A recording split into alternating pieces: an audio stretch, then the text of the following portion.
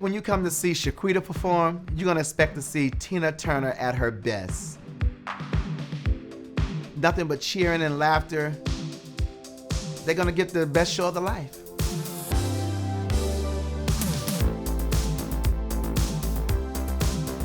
Hi, I'm Jerry Van Hook. I'm based in Washington, D.C., and my drag name is Shi Queeta Lee.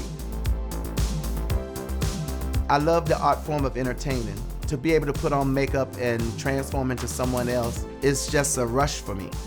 They come to me at the end of the show and say, oh my God, that song or your talent, it just touched me in such a way. That to me is showing that I have done my job as an entertainer. Since I've been doing drag so long and now I'm 57 years old, do I consider myself as an OG? I guess I am.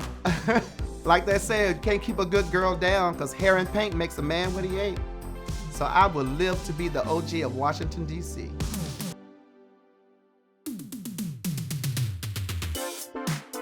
Shi Queeta is loud, outgoing, compared to Jerry, who is more laid back. If I'm out of drag as Jerry and I walk down the street, you would never know that she do drag.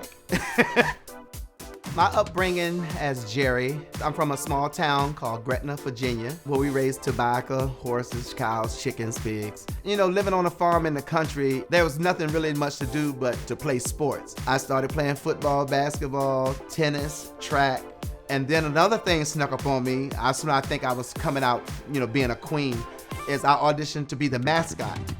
And then I pursued a singing career. So I packed up my clothes Christmas Day and I moved to Washington, D.C. in 1984.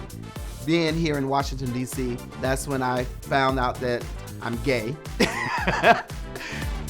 I play with a gay softball league called the Naga here in Washington, D.C. And at the end of the season, they have a fundraiser pageant called Miss Magic Pageant.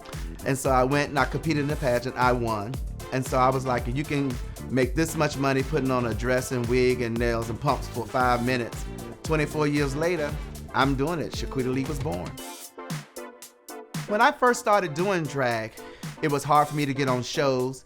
You had to prove yourself. You had to send in audition tapes. Compare it to now, these girls really don't understand how hard it was, what we went through.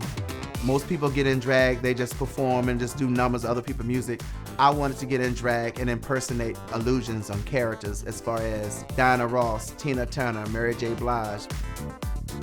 My drag career involved over the years, I'm getting more prominent gigs, breaking ground of being the first drag queen to perform at the White House under the Obama administration, being the first drag queen to headline the Howard Theater since the 1960s of the Jewel Box Revue, also being the first drag queen to host my own show at the John F. Kennedy Center of Performing Arts on the Millennium Stage. Being at the White House was something out of this world, something I'd never seen before. Walking through the halls was like, wow. This is where the Obamas walked down the hall. This is where all the past presidents walked down the hall. It was something surreal.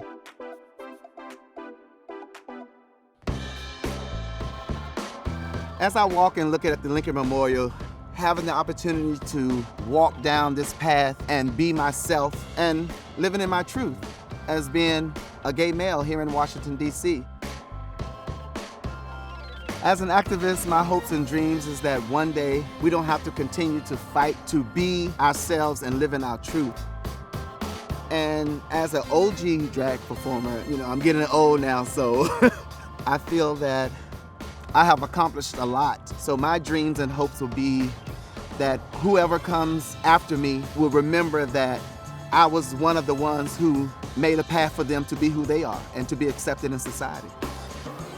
The advice I have to give to upcoming drag queens, upcoming trans people, upcoming people who wish to be gay, to live out their truth, their authentic selves, is to be yourself. Don't worry about what other people feel or what other people think or say. Kids today, they live themselves out loud and out truth and just proud to be themselves. And that's all I can say for you. Just to be yourself and live each day like it's your last.